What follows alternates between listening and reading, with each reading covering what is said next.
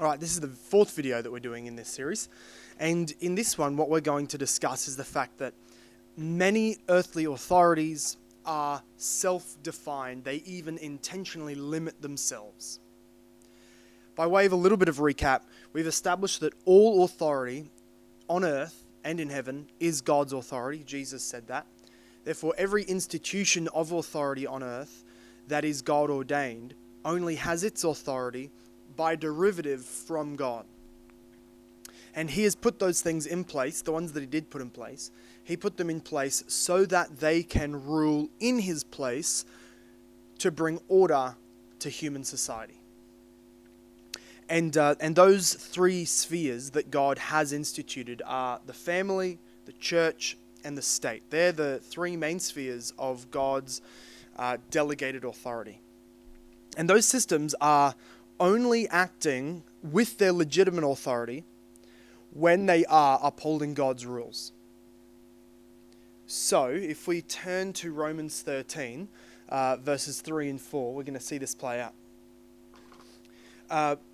What we're saying is that those spheres of authority are only acting legitimately when they are upholding God's rules. So if they're upholding their own rules and breaking God's rules, they're no longer they're no longer in the position where they are doing their legitimate job. They're breaking the rules that God put in place for them to enact. And so what we see is that it works out in verse 3 and 4 of Romans 13. For the rulers that we're supposed to be in subjection to are not a terror to good conduct, so mark that, but to bad. Now we need to ask the question, well, good conduct and bad conduct according to who? Obviously, according to God. It's his standards that apply. Good, bad, would you have no fear of the one who is in authority, then do what is good, and you will receive his approval, for he is God's servant for your good. That's a benefit, for your benefit. But if you do wrong, be afraid, for he does not bear the sword in vain. He is the servant of God, an avenger who carries out God's wrath on the wrongdoer. So here's my question. Wrongdoer, wrong, good, bad, good. Who defines these terms for us? Let's ask the question in Romans, just the whole book of Romans. Who does Paul refer to as the lawgiver? Who gives the law to everybody's conscience? Who gave the law to the Jews? Of course it's God. So when it says there, the wrongdoer, the good conduct, the bad conduct, it's not saying good conduct as defined by the authority on earth. It's not saying the good conduct defined by the father, defined by the king, defined by the pastor. It's good and bad conduct defined by God himself in his word. Right? So, the law of God determines what good behavior and bad behavior is, not the states themselves. And therefore, the people who are kings and rulers will be judged by God according to the same standards of God. We will be. They will be. It's all about God's standards. And lastly, just in recap here, we've established that our disobedience to earthly authorities, the state, the church, and the family, our disobedience to them is only sin when their rules are reflecting God's rules. It's only a sin before God if we're breaking the rules that God would have them implement. This isn't a question yet about submission and what we're allowed to do. This is just a question of, how should I feel, right? We're trying to theologically inform our conscience. Well, if they're making rules that God doesn't want, that don't reflect God's rules, then I don't need to consider the breaking of this rule given by the state or the church as a sin. And lastly, a bit of recap here is, basically, since the three spheres that God has instituted, the family, the church, and the state, since those are instituted by God, they are unique. And if somebody tries to destroy them, they are uniquely protected by God, and the judgment for trying to destroy them is uniquely bad. It's uniquely terrible. For example, if somebody wanted to unravel and destroy the public education, and a government wanted to, a state civil authority wanted to say, let's ditch the public education sector. that's not an authority system set up by God. They're free to do that. If they wanted to say, you know what, we're going to scrap universities and their structures, that's allowable. If they want to say we don't want unions, some authority says that we don't like the nursing unions, the trucker unions, the building unions. Let's remove those. Well, okay, that's free enough for that person to do, depending on the country's laws. If they want to say, let's get rid of Rotary clubs and organizations like that, that's not going to get the same response from God as the defiance and destruction of God's order when you try and destroy the family, remove the church, or remove all civil authority. Removing human-created institutions is not that big of a deal. Removing God-ordained institutions is a big deal to God. You are acting in defiance, destroying his created order. So, what we're now going to spend some time thinking about is the fact that while all authorities are ordained and defined by God, and they have to have reference to what he allows them to do, many state authorities, right, civil authorities, kings, parliaments, republics, whatever, they have defined for themselves, underneath God's order, what they are and are not allowed to do. So as history has progressed, and especially with the advance of the Christian worldview affecting especially much of the West, the authoritative state, began defining their authority down in writing. Right? They began to put it in writing what the government is actually allowed to do. And this was in the form of constitutions, Charter of Rights, Bill of Rights, things like that. And of course, historically, this happened because the people who were being governed put the pressure on the government, right, on the state, to define this, because there was too many men overstepping it, too many queens overstepping it, too many authoritative structures that were doing whatever they wanted, and so the people put pressure, and with the influence of the Christian worldview, the leaders responded, sometimes by force, sometimes by debate.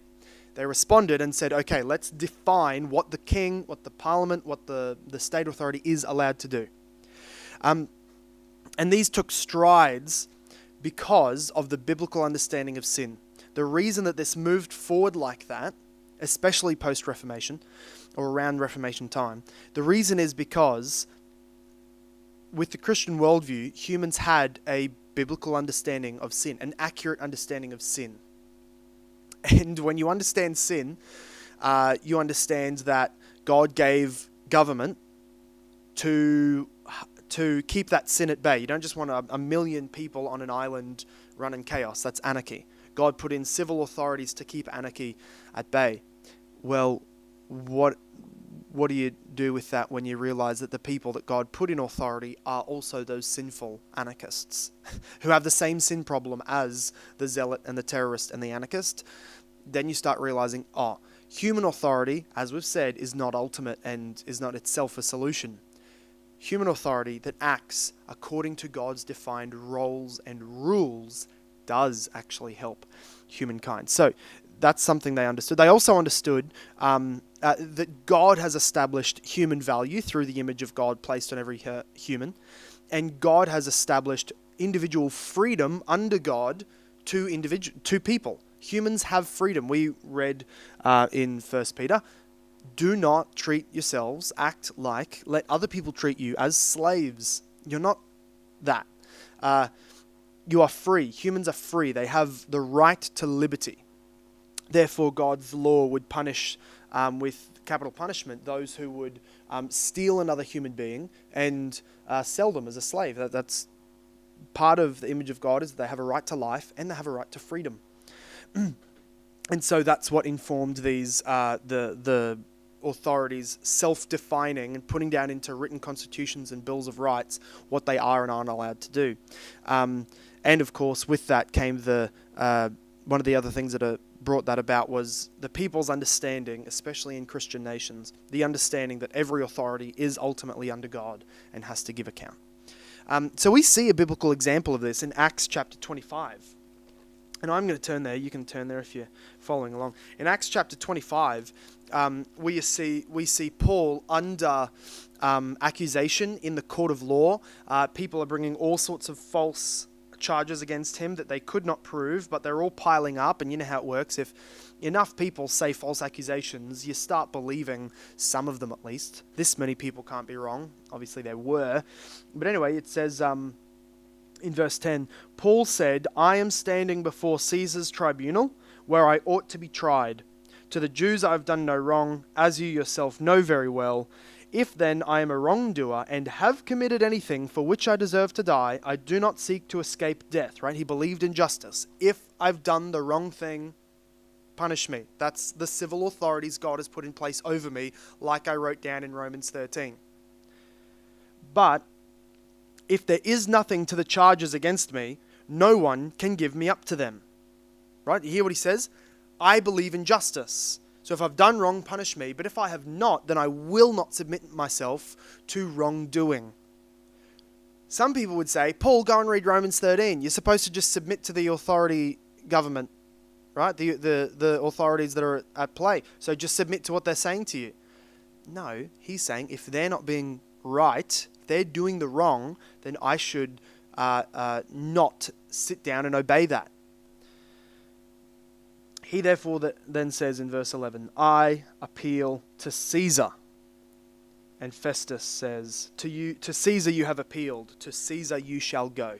Now what this gives us a great picture of is that Paul appealed to the systems available to him to legally gain his freedom. He says, I'm a Roman citizen. Not everyone has that. Not everyone has that privilege and blessing from God, but in his providence I do. I'm going to use it. I'm going to utilize that so that I can gain my freedom eventually. Because he recognized, and this is so key to what we're going to talk about, he recognized that in the Roman system, there was an authority above the authority. There was the Jewish authority that had accused him, who had then gone to Festus, and Festus was the next layer up, and so Festus was the authority over the Jewish authority, and then above Festus even was Caesar. And so Paul was showing us this very clear reality that if there is an authority above an authority, then the highest authority is the authority. And in his day, the highest authority, humanly speaking, was Caesar. So he could appeal to him and get freedom. Because Caesar Nero was not yet a Christian persecutor. But we have a Caesar today. Our Caesar, who is an authority above our state government, above our federal government, above even the monarchy, are things like constitutions, bills of rights, charters, and things like that. We have a Caesar that we can appeal to, and therefore we can think about it this way. Applying specifically to our sort of day and age, okay, and this cultural time that we're in the COVID pandemic, and especially the response to the pandemic. If your ruler today, state premier, local councillor, police officer, if they command something that is actually unconstitutional or against the Bill of Rights that, governs your nation or whatever, then obeying Romans 13 actually means disobeying that individual. Because the documents that the human authorities put in place to define themselves are the authority that Romans 13 is talking about. That's so key. I hope you can see that.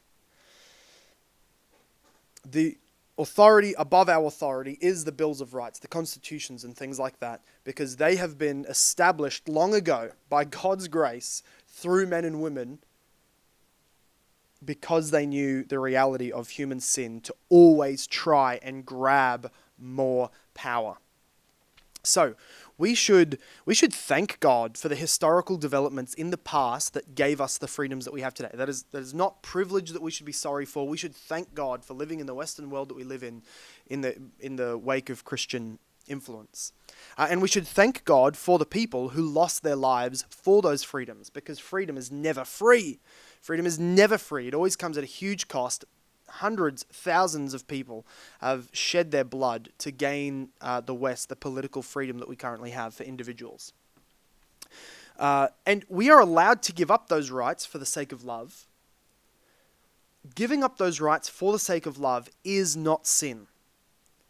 So you're allowed as an individual to not apply to Caesar, like for Paul. He was allowed, it wouldn't have been sin if he had gone back and gotten charged and therefore imprisoned for longer under one of the lesser magistrates.